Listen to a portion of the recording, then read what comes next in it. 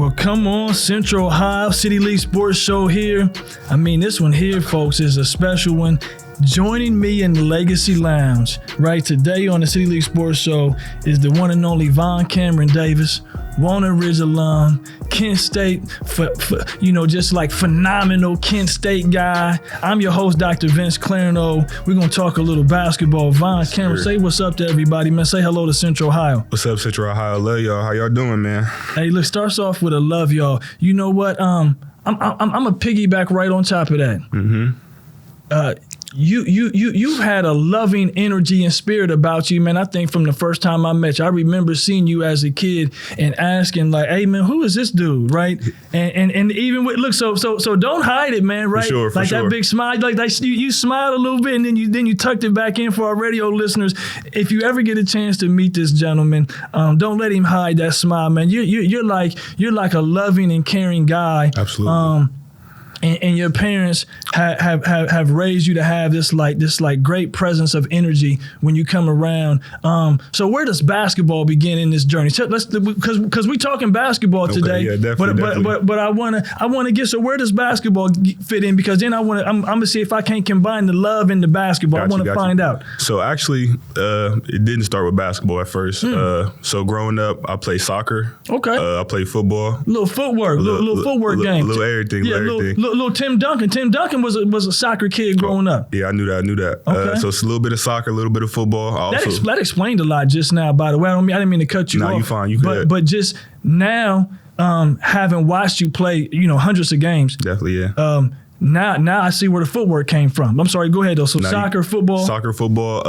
Growing up, I swam. I dived for Columbus City. I got it in my notes. She was a lifeguard. A lifeguard, yep. So just having a little facet of everything, I would say. Both my parents kept me very active when I was younger. And number one rule was no matter how bad you are, no matter how bad things are going in sports, never quit. Always finish out what you're doing. Yeah. So. Hey, look, it's almost like you read my script because I have it right here. Because, I think I've read probably 10 articles on you already, right? I've spoken to you hundreds of times, yeah. Right? And you've always shared that about not quitting, always finishing. Was that just a staple of energy in your house? Was that how it was growing up? Yeah, it definitely was a staple. My dad emphasized it numerous of times. Yeah. No matter if the season's going bad, we done lost every game. You not playing well, make sure you just finish the season, and then we can talk about other things after. Yeah. Finish the season. Good for him, man. That's a throwback mentality and energy. Not a lot of parents are that way, and I've shared it on this show multiple times. I say, parents, hey, look, and I'm not, and I always got to like throw out a safety comment. I'm not saying have your kid continue to endure through some damaging situation. But the season going bad or not having enough playing time, those are not reasons to quit. And the coach yelling at you, that's not a reason to quit, right? Like a coach is trying to push you to improve and get better, right? So it's nice to hear because the mindset, don't be so quick to quit. But you turn that into something different. So then when does basketball come in? You said football, soccer, swimming, this sport and that sport. When does football come in? I mean, when does basketball come in? So I want to say basketball probably came in about 4th, 5th grade. So a little later, I would say. Yeah. So what's that, 9, 10 years old? Yeah, about 9, 10 years old. My first time ever playing basketball, I was at Far East Rec Center. Oh, yes, indeed. Far East gets some love then. Far East Rec Center, I was, it was like, y'all don't even practice. You just come, I think, every Saturday. Yeah, Rec Center basketball. There's nothing wrong with that, right? Yep, you come in every weekend, every Saturday. Was Mr. Bob there still? You remember Bob used to shoot the free throws? I think so. Bob was there when I was a kid. I'm a little bit older than you. Okay. But Bob was there. So let me just share this real quick. Far East Recreation Center people, there was a gentleman there who I didn't know as a kid, but I learned later as an adult, was on the custodial staff. What wasn't a part of the recreation center leadership or staff counselors per se, would come in and would always teach us and shoot free throws. And he was a free throw master shooter. I mean, he would make like 40, 50 in a row. Oh. And I remember growing up always thinking about how special he was as a guy for us as kids. And then later on, come back, I was there probably within the last maybe year or so. He still was running around, popping up over at Far East, and has helped a lot of young people. Definitely. Just saying, hey, man, let me just just give you an encouraging word. But you grow up, so Far East Recreation Center, a little basketball. Far East Recreation Center, a little basketball. So you feel me? Just going there every Saturday. Yeah. No practice, just picking teams and you playing. And sadly, I think I was one of the last picks on the teams. It was about 5 teams. I think I was like the last pick. So just somewhere starting, just learning the game. I just really just fell in love with it. Like just wow, I was the last pick. So I'm gonna make them regret that. Like hopefully just I'll get better and just it's a process. And my dad never shied away from it. He was definitely one of my biggest supporters, taking me to workouts, taking me to games. My mother also. What would he say to you? I mean, like was it like, hey, man, your time is going to come? Or like what would he say to you that kept you going then? You got to keep working. Okay. You the last pick. They don't see nothing in you. You just got to keep working. I see something in you. Okay. You got to keep hooping. Yeah. You'll be good. Yeah. Just keep the work going. Keep the course going. Yes, indeed. Okay. So then, and I don't want us to lose your high school body of work and your college body of work. So we're going to skip a little bit of stuff, right? We're going to skip a little bit of stuff. So at some point along 10 years old to 14, your 9th grade year in high school, somewhere along the line you start to realize you're pretty good at basketball. Is that a fair comment? I would definitely say that. I got a little taller too. Okay, got a little taller, but even for guys who don't necessarily get a little bit taller, you still have to because you know what? I see a lot of tall kids that can't do what you did. Definitely, yeah. Right? So getting a little taller is certainly helpful, but that doesn't explain what you did. At all. Just keeping the work ethic and just staying the course, I would say. Okay. Having a good support system helped me a lot, too. Yeah. So you start off 9th grade year, Columbus, Walnut Ridge. Your parents are Walnut Ridge alum. Yeah. They met at Walnut Ridge, right? And so me being in the role that I'm in, and then also, I'm a Walnut Ridge alum. I've shared that on the show before. Yeah. I remember some people saying to me, because I saw you like in middle school, but I remember some people saying to me, hey, man, the one dude, like, at this point, you ain't VonCameron yet. You just the one dude, right? Because when you're a freshman, nobody really know who you are, right? But they say, hey, man, the one dude's going to be all right.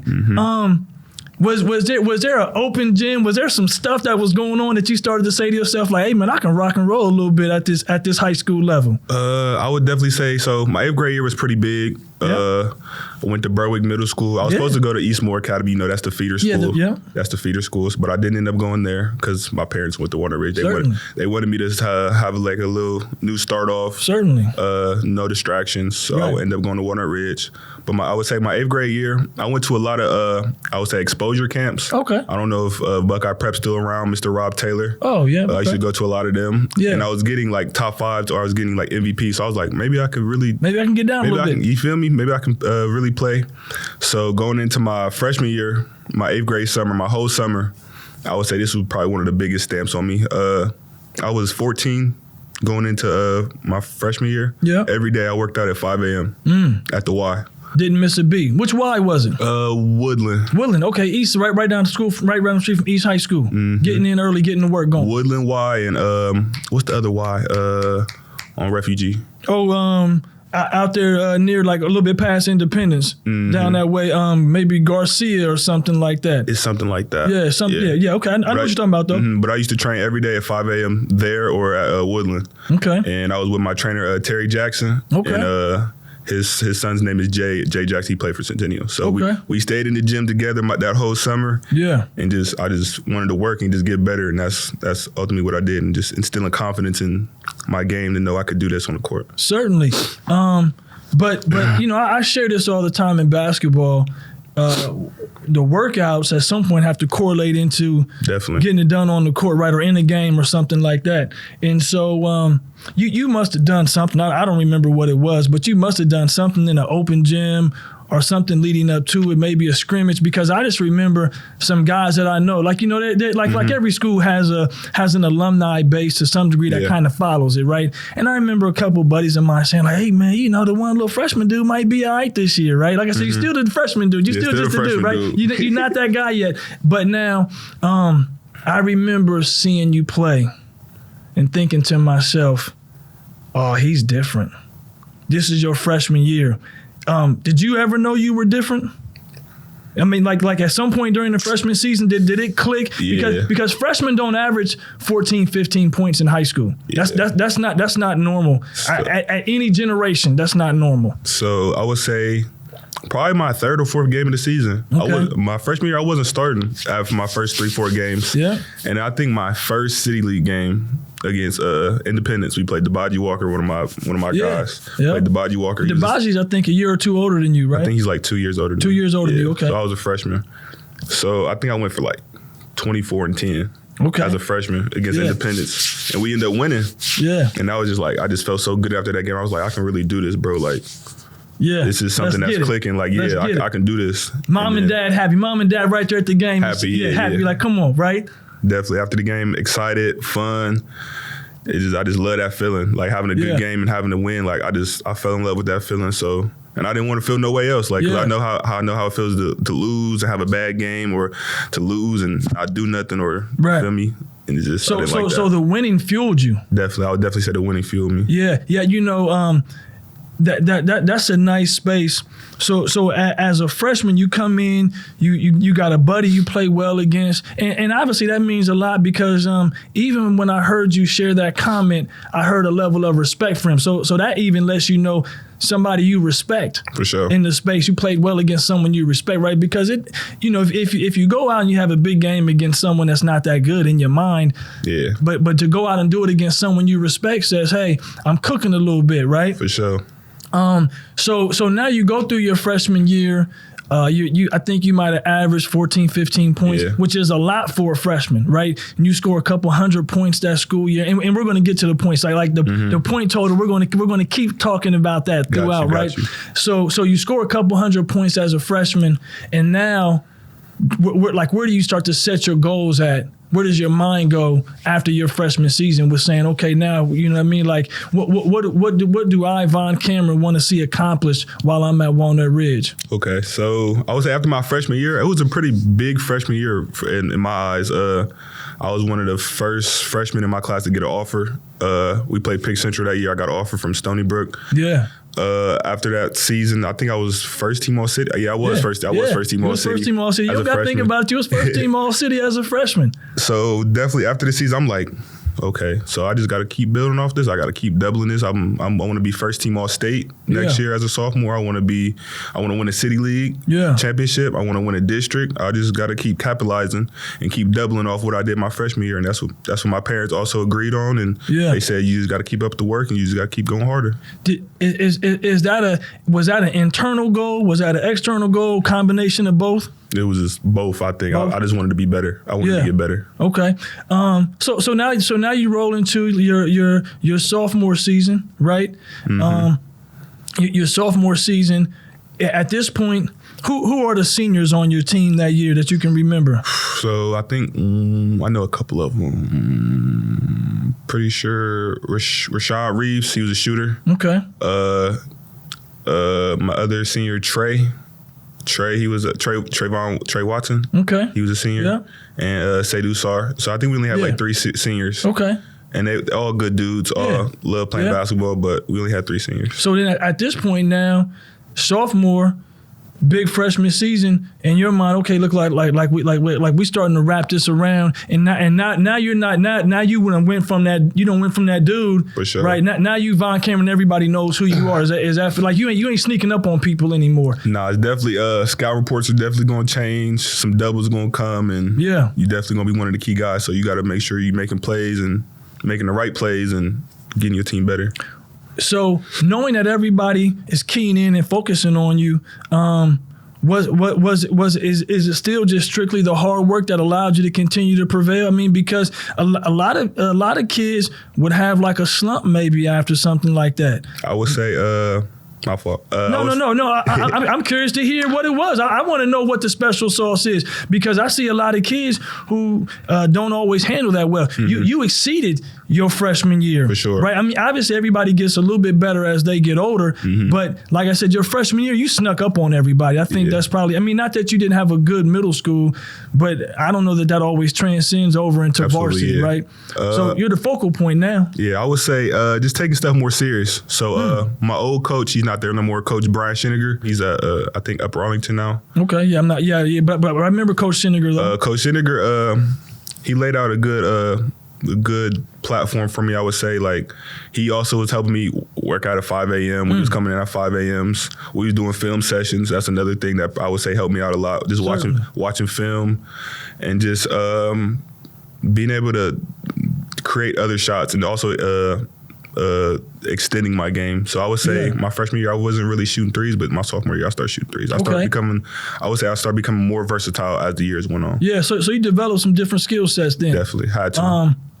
And then, so your sophomore year, a couple more 100 points, right? So now you're knocking on this discussion about 1,000-point score for sure already as a sophomore. Which, if you score 1,000 points in high school, you've had a pretty decent career. That's a great career. That's a good career. That's a good career. And we're going to get to some special stuff, right?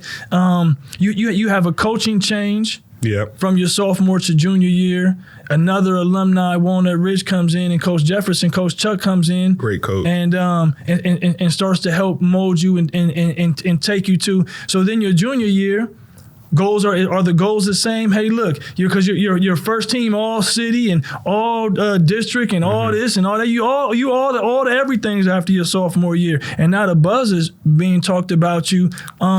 What does it mean to be in that space and stay grounded and make sure you didn't, because a lot of kids that are good at sports mess up, misstep, don't have the grades, or who knows what. How did you stay the course with all the attention that was now being placed on you and the expectations? Because now everybody's saying, well, what is VonCameron going to do his junior year? Okay. I would say who definitely kept me level-headed was my parents, my sister, my grandmother.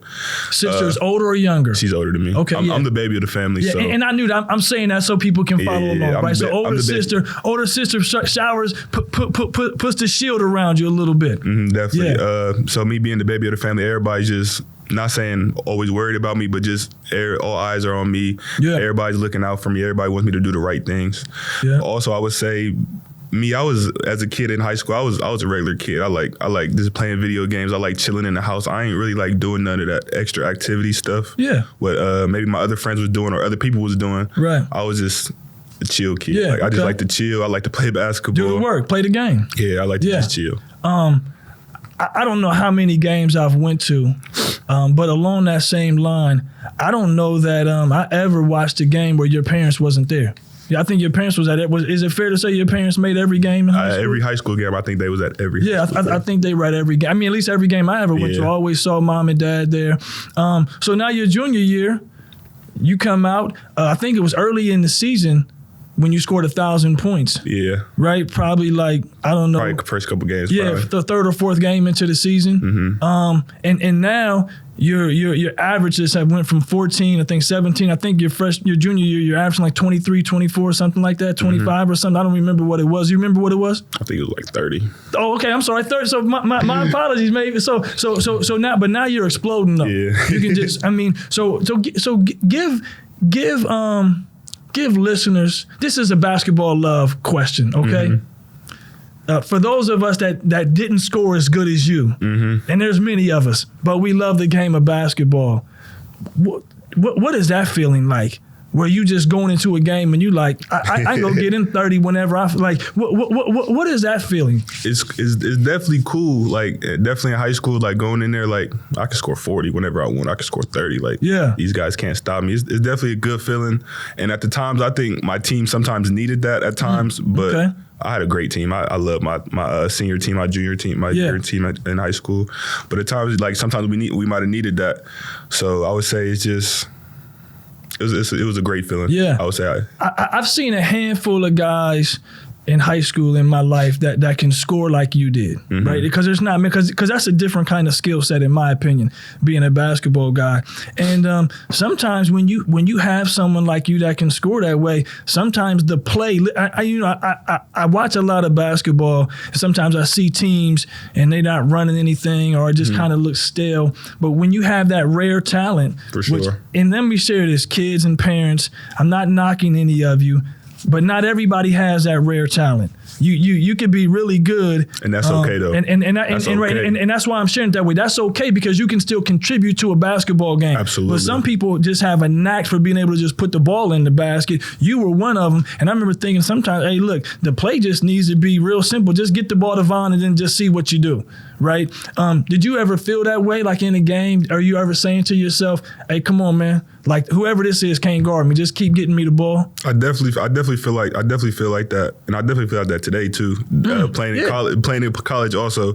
Yeah. It's just sometimes like some players can just maybe draw three, make the right play, make the right pass, maybe skip this double assist, hockey assist. Yeah. So it's just sometimes some players can just draw a couple more guys, or just always make the right reads, and that's okay for some offense to do that, because that's your advantage, having him on the team, having that person on the team. Certainly.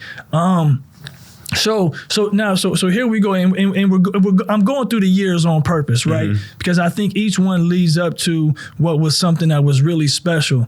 And so you come in, you're 14, you're 19, you're 30 points a game. Your senior year now, right? Like, okay, here we go. This is it.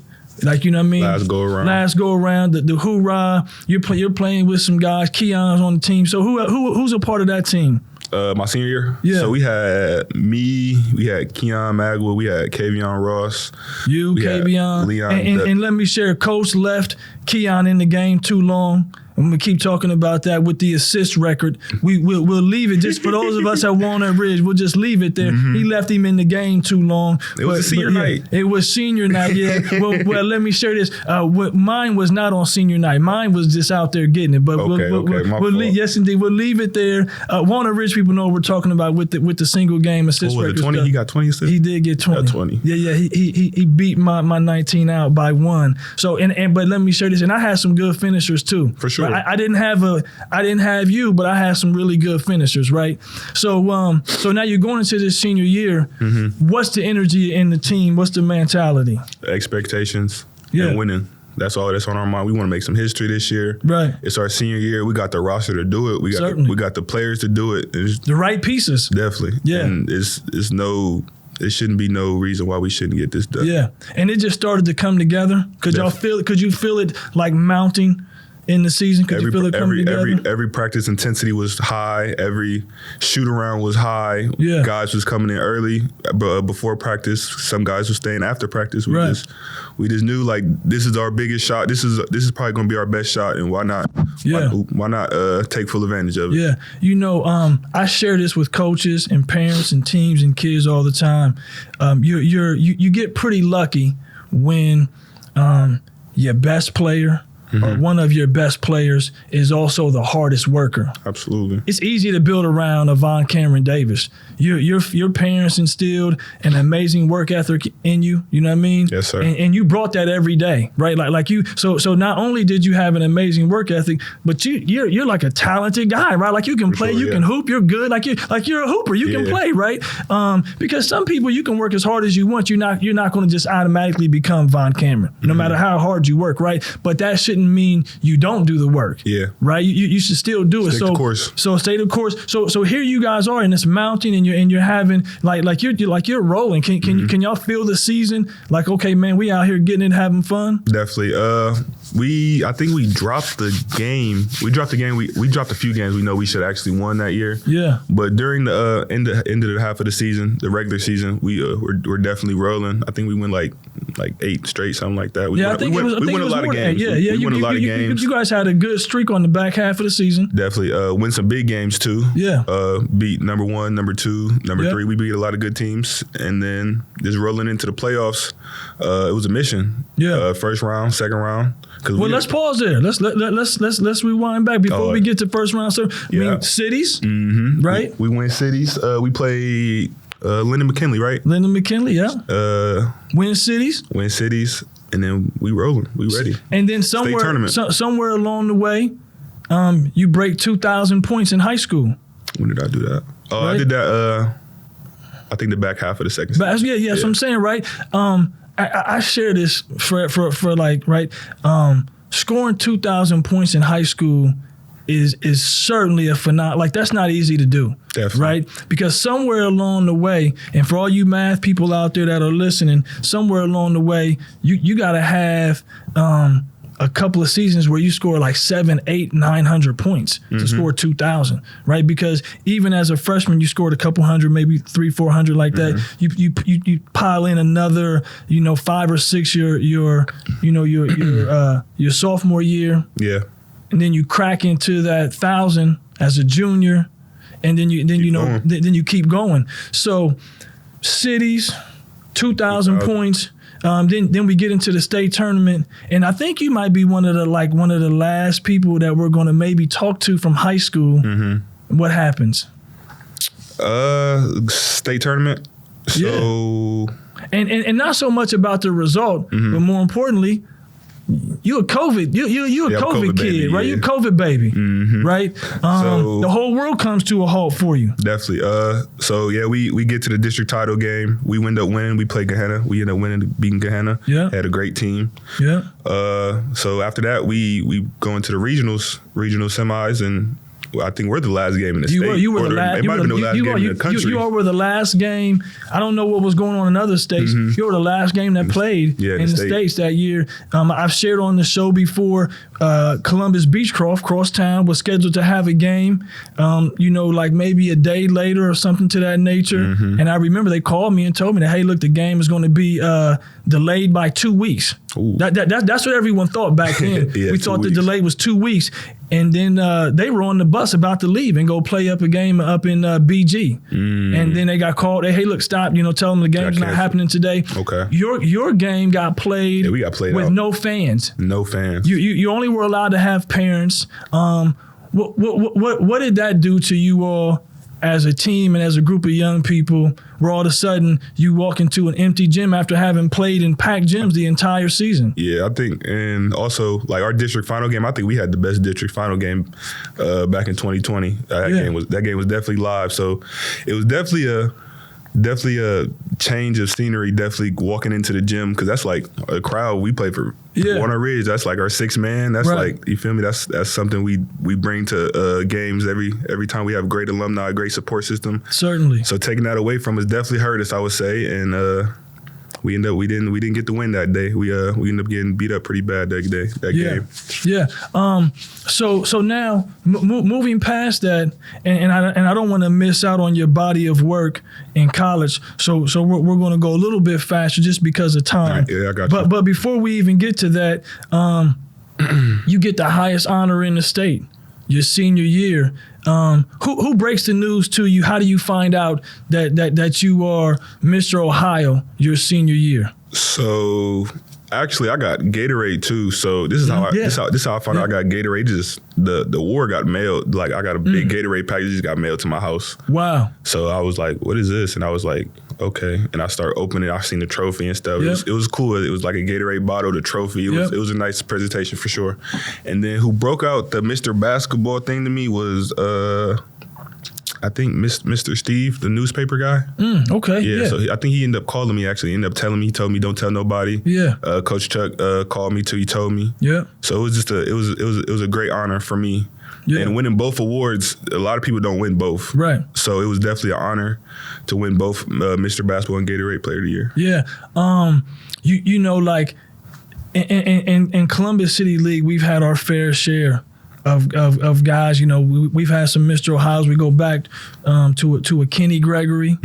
At Independence. We go through Jared and Trey, and then obviously you, man. So you're like in really rare company for sure of kids who have had like these phenomenal and amazing type high school body of work where you're one of the guys that when you tell a story about giving somebody 35 and 17, that's a real story. Some guys out there saying 35 and 17, then you go look at the box score, you're like, come on, man, you had 11 points and 2 rebounds, right? But your body of work is real. You get Mr. Ohio, and then now you off and you at Kent State.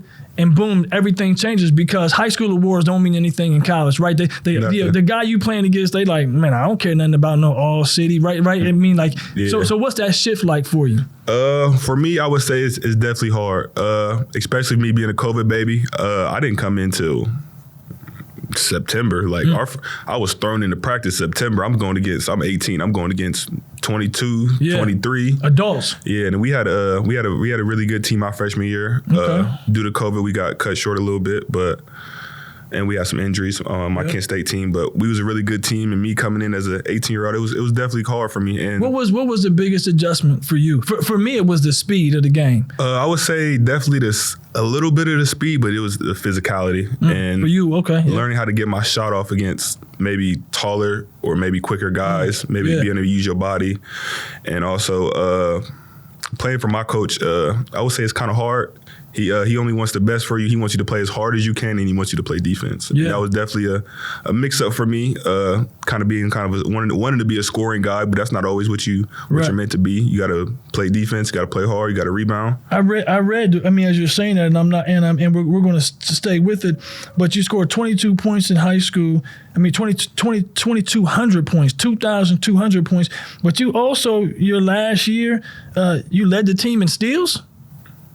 So clearly the message got hit home to you when you're talking about playing defense, right? For sure, yeah. Definitely, and just playing hard. You got to learn how to play hard the right way, too, though. Yeah. I know everybody thinks they playing hard, but you got to learn how to play really hard. Especially within the game because it's not like, a sport like a football or baseball where you get to come on and off the field. Right? And play through mistakes, too. And so in basketball, you have to learn to be able to sometimes, like you said, playing hard, you got to be able to catch your breaks and your rest within the flow of the game. Definitely. Right? And you got to know when you can kind of get a breather for a moment and then when you have to be full go. So you come in demanding coach, which is fine, right? And so absolutely. You only want the best for you. Yeah. So you got this great experience going on, and then let me share this, right? So your college career, your first year after you get going, you're averaging 17.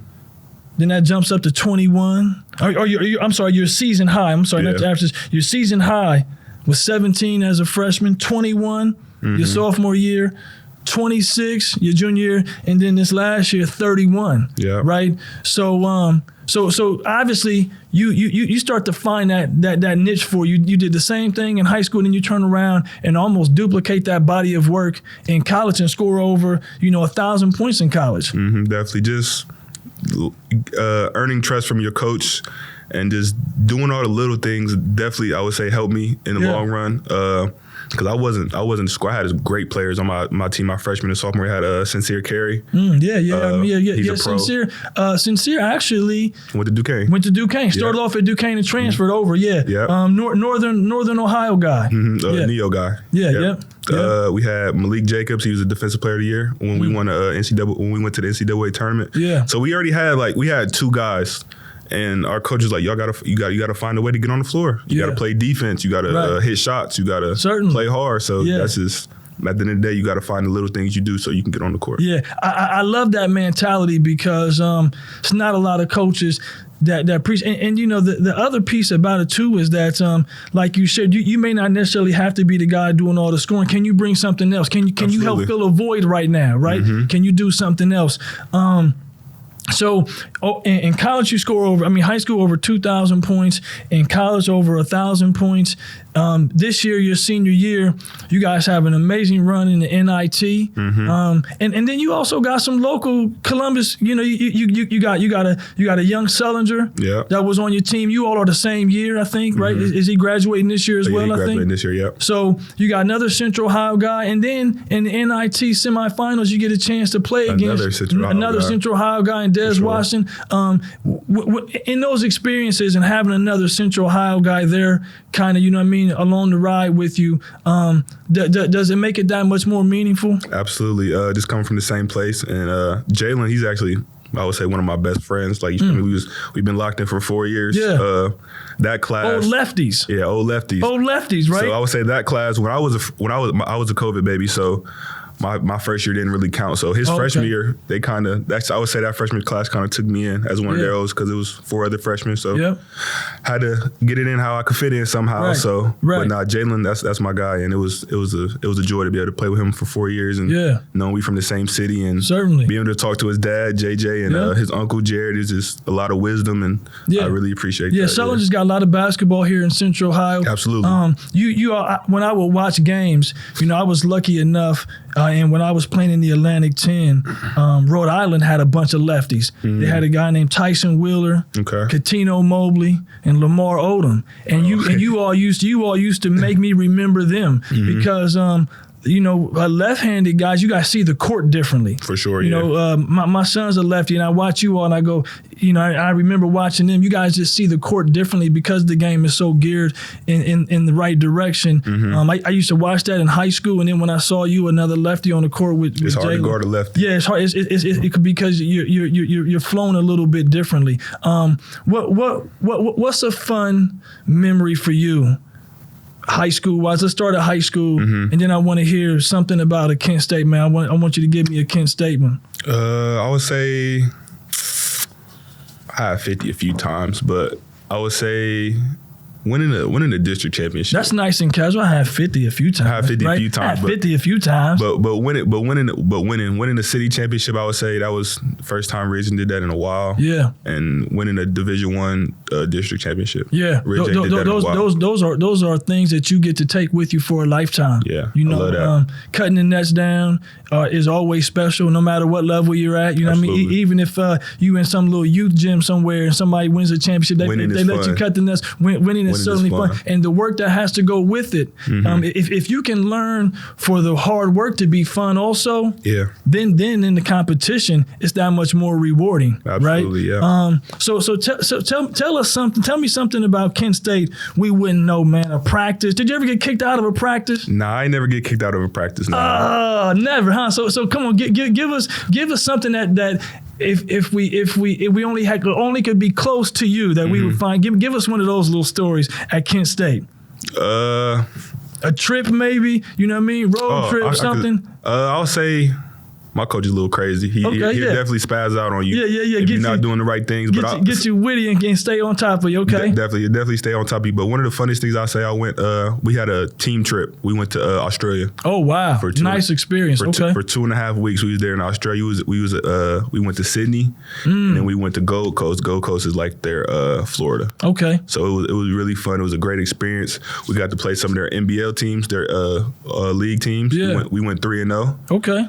So it was just an amazing experience. I loved it. Yeah. I was with my best friends, my teammates, great coaches, and it was just fun. I'm glad you shared that piece. I didn't know about that. That's not in my notes at all. And if you stay true to your opportunities, no matter what sport it is, you sometimes get lucky enough to have moments like that. Absolutely, right? Yeah. You probably in this lifetime don't go to Australia if it's not for that experience. Yeah, I might want to go again. Right. Australia's fun. You see what I'm saying? Like, and it plants that seed for you because then here you are, kid from Columbus. You put in the hard work. You stay true to basketball, and then basketball rewards you 10 times over with experiences like that. I remember I had a very similar feeling. I was lucky enough. But we didn't. I still to this day we went to Alaska. Okay. In the middle of winter, right? So that's kind of my experience where we're up in Alaska playing basketball, and I still love the memories to this day, though. Why'd you go to Alaska? So Alaska at the time, the biggest city that everyone knows is Anchorage, but there's another city further north than Anchorage. So basically on the top of the planet, right? Yeah. And it's called Fairbanks. Okay. And they did a basketball invitational called the Top of the World Classic. Okay. So we were one of the teams. I remember UAB was there, Birmingham, a couple other teams. So everybody would fly in, and we played in a basketball tournament in the middle of, dead of winter in Alaska at the Top of the World Classic. A great experience, right? And fun memories. But it just shows that, like, if you put the work in, these are some of the opportunities that you get. You get opportunity to partake in. Good stuff happens. So you guys are playing. You get a chance. So what year was that you played in Australia? 2022, 2020. So is that your junior year? That was my sophomore year. Sophomore year. Yeah, when we went to the NCAA tournament. So we went to Australia, and then the season we went to the NCAA tournament. Nice.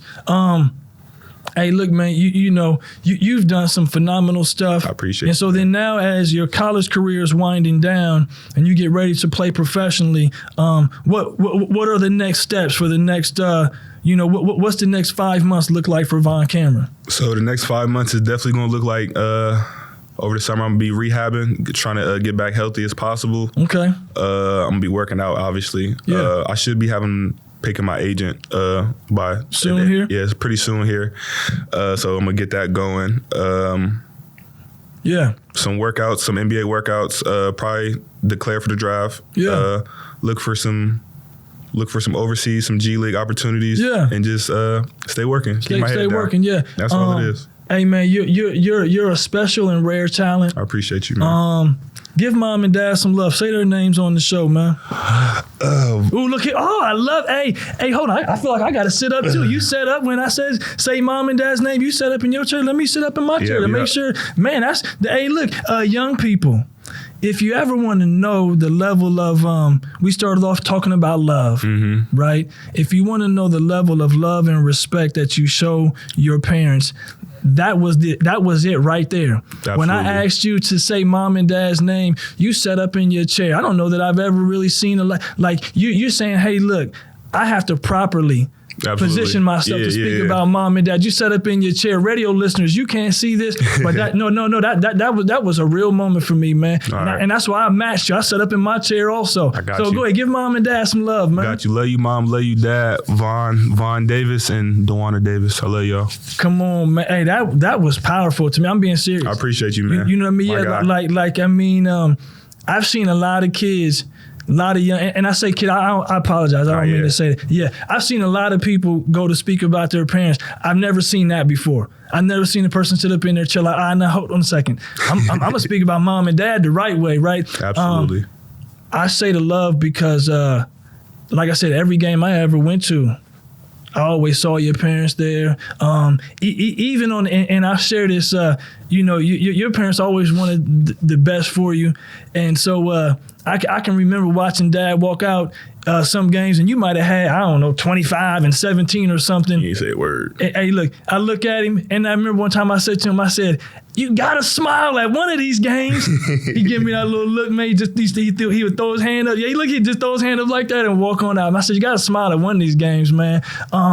Your parents have been a good presence in your life. They've raised you to be a good dude, but you're a solid basketball talent. And you can just, for some odd reason, you could just score. I don't know what. You could just score. You could just put the darn basket in the hoop, man. You can score. Man, it's been a joy to be able to come back and give you some flowers here. I'm excited to see the next steps for you. Anything you want to share before we get out of here, man, that maybe we ain't talk about? Just really appreciate you allowing me to come up on here and just talk a little bit about me and my story. Yeah. And I love Columbus City. Shout out Walnut Ridge and just appreciate you, man. Yeah, and let me see here a little bit. What's the bling, man? I mean, we don't normally talk about the bling, but is that your initials? Yeah, this VCD. Oh, okay. I saw that. I wasn't sure. Okay, I'm just looking at the bling a little bit. Sir. Hey, look, we've had a fun show here today. Thank you. Appreciate you as our guest. Thank you. All the stories are real, right? That's the beauty. That's the beauty of what you did, man. All the stories are real.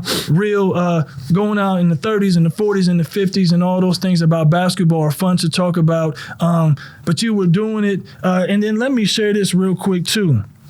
I was reading at Kent State, You played more games than any other player. Played 142 games. I broke the record for you broke the record, single man. games played. Yeah. No, that's beautiful. That means that night in and night out, you were always available. Yep. You were always right there. In a day and age, man, where people in that portal. Hey, look, people in the portal, or just even, guys sitting out or doing whatever, man, for you to be there and keep putting it in, night out. It speaks to your level of commitment and consistency, your resilience. You've had an amazing body of work up to this point. Thank you. And we're all here rooting for you, man, on this next chapter that you go through. And hopefully we get to just continue to watch, man, and see what you do next. Thank you. I appreciate y'all, man. Yeah. Let me get out of here and do all the stuff, man. Radio listeners, keep listening to us on WCBE 90.5 FM. Follow us on our YouTube channel, like, subscribe, do all those wonderful things. Catch us on your favorite podcast channel. Instagram, everybody follow us on @City League Sports 614. I'm your host, Dr. Vince Clarino.